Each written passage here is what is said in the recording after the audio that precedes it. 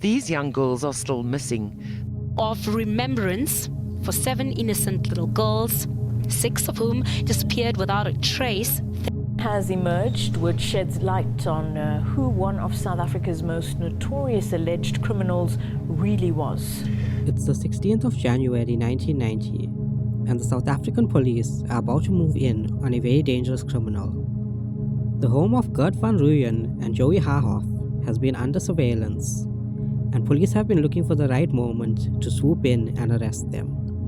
This all began when a 16-year-old girl that the couple kidnapped and abused escaped and made her way to police.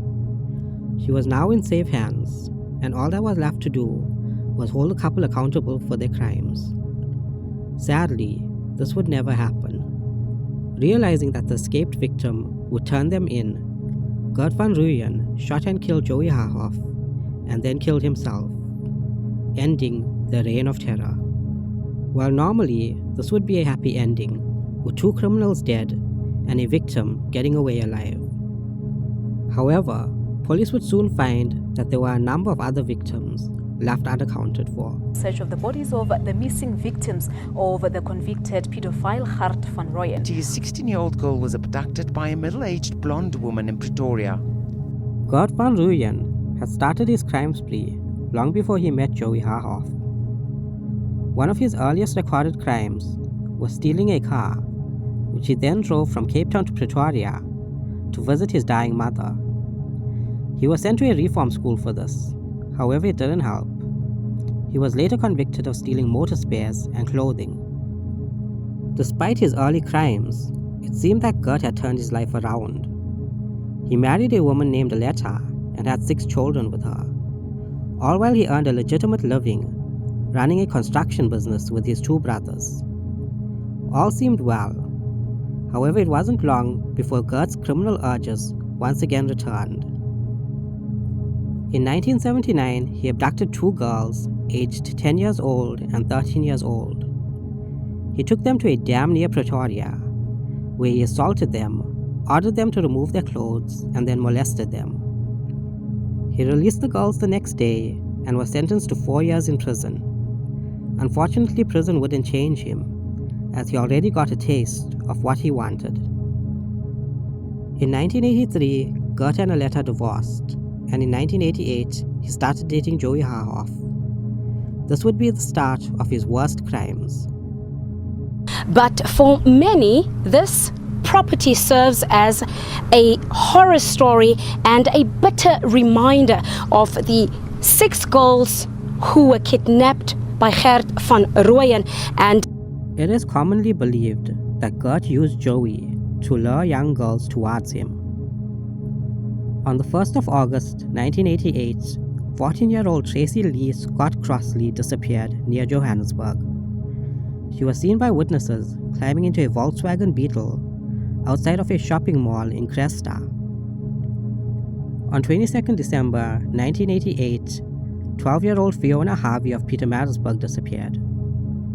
A white Ford Bantam pickup truck was used in her abduction. It would later be found that this van had an advertisement for Van Rooyen's business on it, and later linked him to the crime.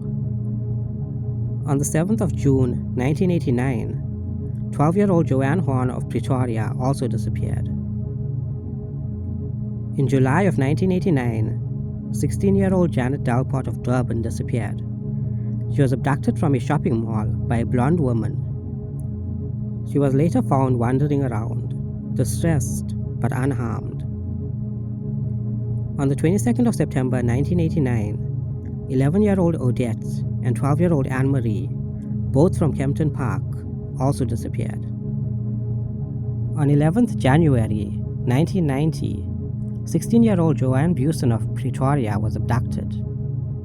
She was taken by Joey Harhoff and moved to Van Rooyen's home.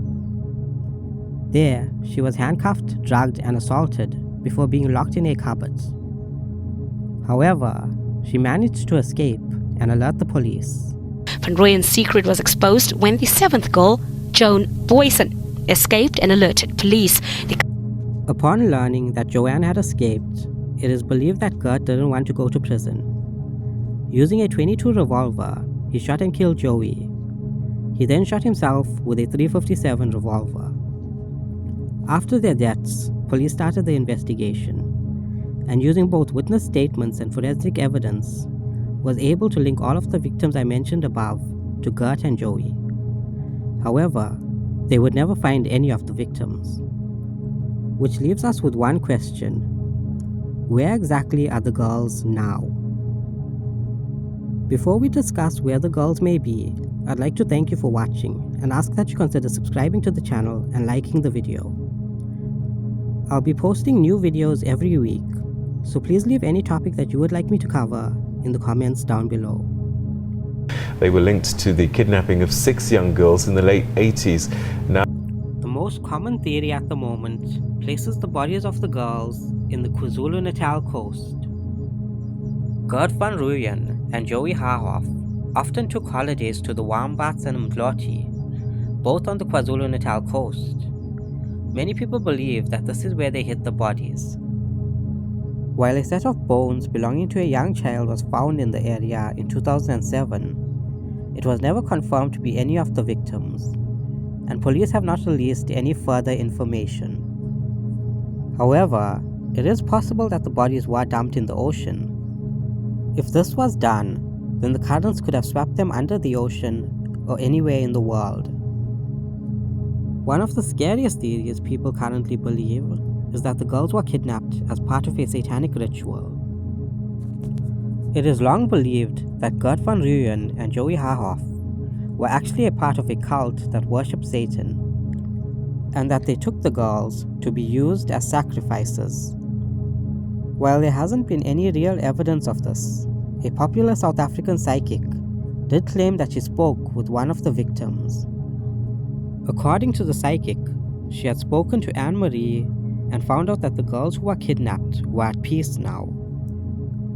Anne-Marie allegedly told the psychic that the girls were sacrificed to Satan in a ritual.